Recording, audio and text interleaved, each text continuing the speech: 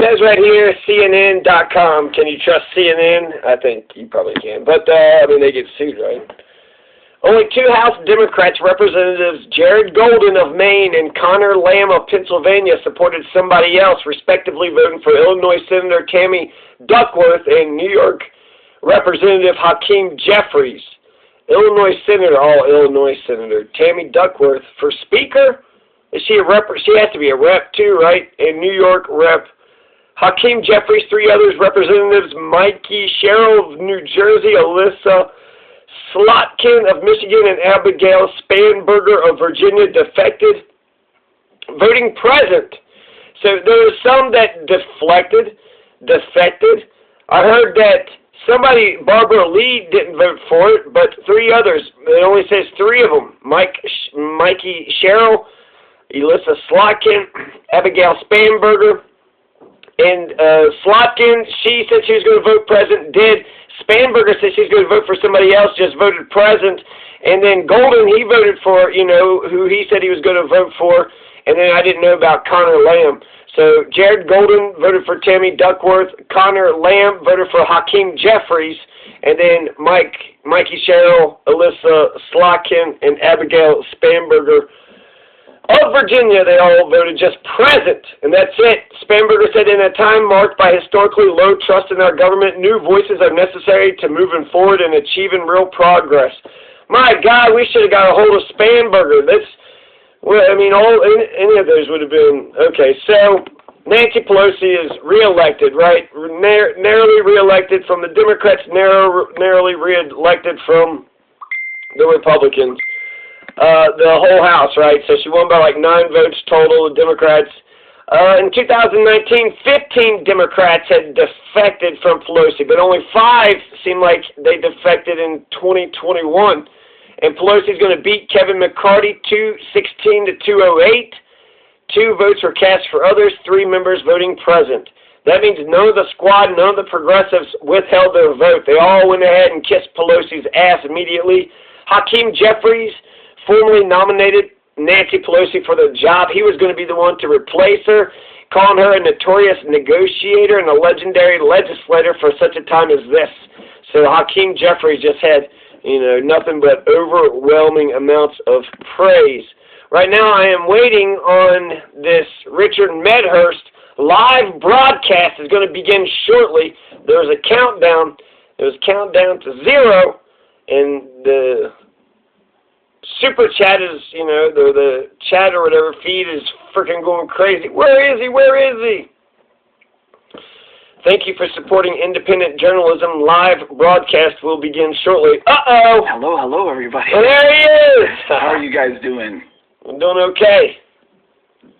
Merry New Year, in the great words of Eddie Murphy. Merry New Year, everybody. So, we're going to start the year out with some classic BS. Oh, man. Oh, today was a good roller coaster. I thoroughly enjoyed this display of, how shall we say,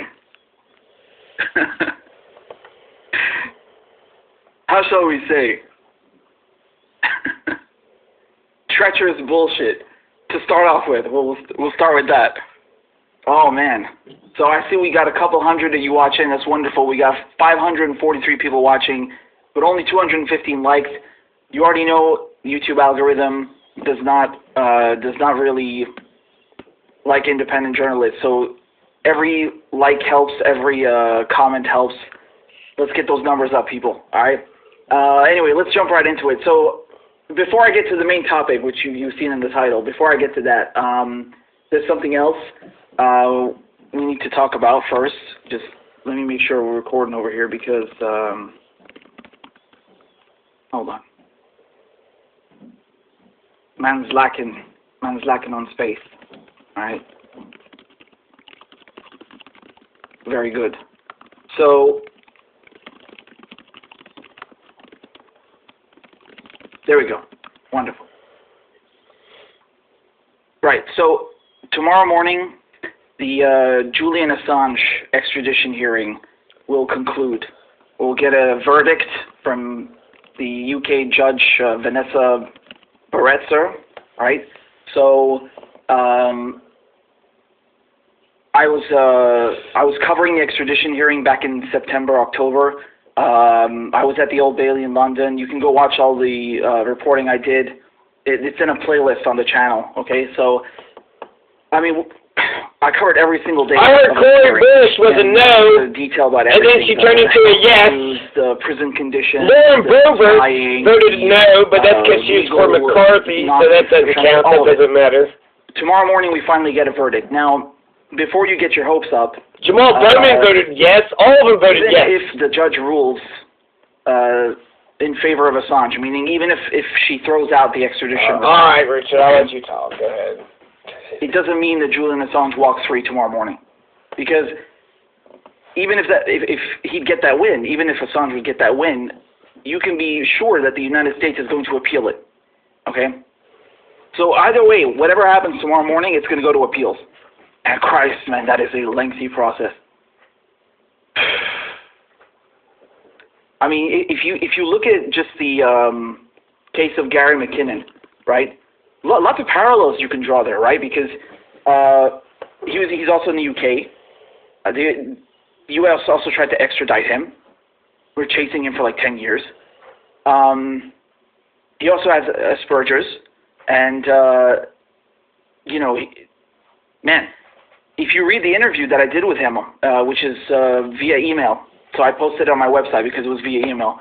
I asked him, like, did you feel your trial was political in some way? Because he took it to the High Court. It went to the Supreme Court, I think, refused to look at it, if I recall correctly. The European Court of Human Rights, I mean, everyone turned him away, basically, okay? Home Secretary, they all turned him away. And once again, this was an extremely lengthy process. So no matter what happens tomorrow morning, unfortunately, you can be sure that they're going to keep Julian Assange on remand or remand, however you'd like to pronounce it, boy. Okay?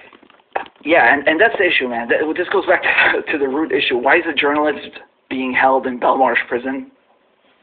This is a Category A, maximum security prison, where they put, Al-Qaeda figures and the worst of the worst. He's a journalist. I mean, like, even if hypothetically he's guilty of everything you're saying, what's he doing in that prison? He's a journalist. He's harmless. Like, if they let out people from Al-Qaeda on house arrest from that exact same jail, right? Not just Abu Qatada, other ones too. Oh my God. So those people are clearly a danger to society. I mean, no way. No brainer. And yet they were allowed out on house arrest.